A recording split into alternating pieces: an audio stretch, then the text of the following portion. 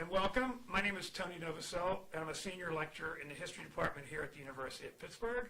And I want to welcome you to Conversations on Europe, Teachable Moments, a learning and teaching resource provided by the European Studies Center at the University of Pittsburgh.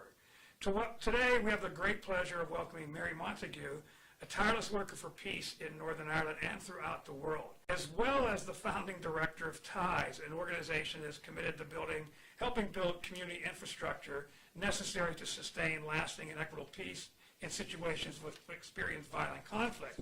So welcome, Mary. It is a real pleasure to have you here today. Thanks very much, Tony. And thank you. So anyway, we don't have a lot of time.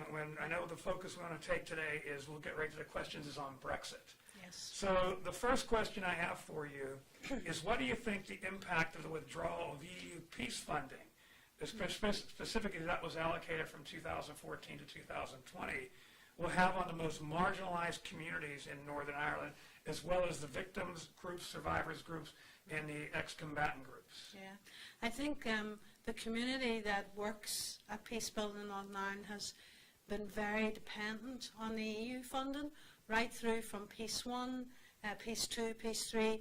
Peace 4 has been very delayed, which has already had a very negative impact. Some of the non-governmental organisations have already unfortunately folded because of lack of funding, and I would be concerned that that may well be the trend in the future, because my understanding is that the peace negotiations could last up to 2 years. So the funding that was promised to start in 2014, which hasn't started yet, the Peace 4 funding, was to run for up to 7 years. And with the withdrawal from the EU, that may well reduce the number of years.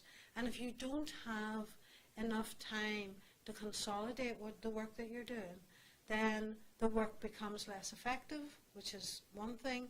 But then the other thing is that in our area of rebuilding the broken relationships in our society across all divides, the divide between even policing and community, alongside our armed groups or our ex-combatants, but very basically that type of work is longitudinal. It's not, you can't do a quick fix. Now, specifically, just to follow on that question, is what's been the impact already at the grassroots level? You said a few groups have closed down. Is it affected the relationships between amongst the different communities and the groups as a result of this breakdown already? Yeah, well, I suppose, Tony, it's probably worthwhile to remember that for people like myself, we worked at this for years without any funding, and we did it on a voluntary basis. So what we're actually seeing back in Northern Ireland is, or the north of Ireland, is really where organisations are continuing based on voluntary hours given by people who were previously given a salary for what they did. But because they never started doing the work because of money, they are continuing without being paid. So on top of that, with Brexit, what will be, in your opinion, the overall economic impact on the entire economy of Northern Ireland and the knock-on effect with the relationships amongst the various members of the communities? And I think it is all the hidden costs that we're not talking about. There are a lot of services in Northern Ireland, services such as health, care services, quite large NGOs that are working in a range of ways, working with older people, working with children with difficulties, and they receive quite an amount of money from the EU to support those services. Certainly a lot of the research that goes on within universities in Northern Ireland, that is all, again, financed by EU grants. So there are those costs to us. And then there's the cost to our young people. At the moment, we have open borders with Europe. That's a very important thing. My children were able to travel without any difficulty. And it was part of their education. So what I think we will see is where that changes, and where it becomes more difficult for young people to cross borders, or for any of us to cross borders, and that would be very sad. Fortunately, one of the dynamics we have is that we do have dissident Republicans We call them disengaged. They're more known as dissident Republicans. We call them the disengaged. They're disengaged from the peace process. And if they close the border and make a solid border there again, it gives us a sense of a loss of some of the agreement, the Good Friday or the Belfast Agreement. So for me, what is the message then that gives so that disengaged Republicans can actually use that as a recruiting tool? And I would be concerned about that. For me, the EU and your own government, the USA, underpinned our agreement. It's an international agreement. If we're no longer part of the EU, have we lost that assurance? Do people feel that they still have the trust that the agreement is worth having because it's not underpinned by outside people like yourselves, your government, and the EU? As regards the EU and the human rights, one of the parts of our Good Friday Agreement, our Belfast Agreement, which hasn't been implemented, has been the development of our Bill of Rights. And actually I gave evidence at the Oireachtas committee on the implementation. The Oireachtas is the southern government, and it's a committee that oversees the implementation of the Belfast or the Good Friday Agreement.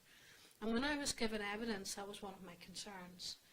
The Bill of Rights hasn't been developed, and therefore, and that was a central part for the nationalist Republican community. And I am concerned if we lose then that we're no longer under the Convention of Human Rights, under the EU Convention, does that again then weaken our human rights. And when I walked as part of the civil rights, it was on human rights that I was walking.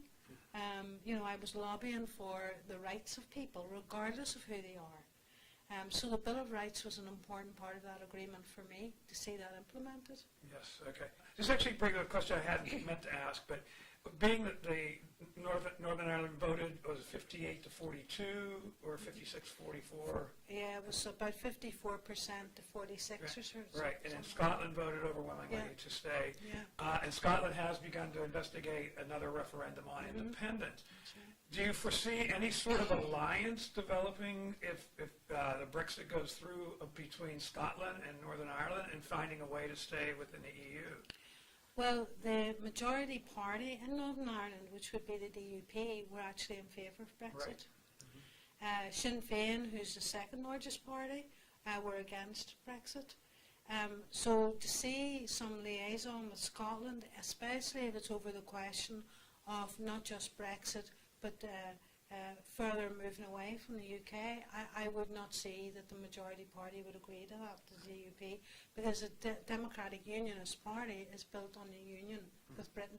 Yeah. And they will want to stay with Britain regardless of whether they're in the EU or not. In your opinion, even with Brexit, what is the future of Northern Ireland regardless of what happens with Brexit? For me, I'm very hopeful. It's my job to be hopeful as a mediator. But apart from that, in spirit, I am hopeful about the north of Ireland, Northern Ireland, simply because we have a very, very large reduction in violence. We have now generations that did not come through the Troubles. They are younger people whose emphasis in life is not the old arguments of green and orange, and they are building new and wonderful industries in Northern Ireland, or they're participating in all of the new and innovative IT industry that's in Northern Ireland. So there is no big desire to see a return to violence.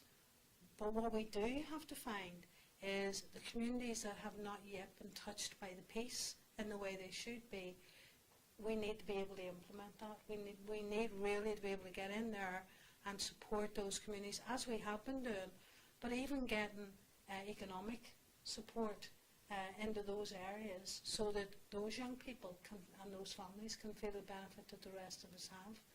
Well, thank you for your time and for your really great conversation here. Thank you for joining us today. And thank you. And you're going home on Wednesday. So safe journey back to Belfast, and hopefully see you stay there. Thank you very much. And thank you all for joining us. And good night and good day, and enjoy your day.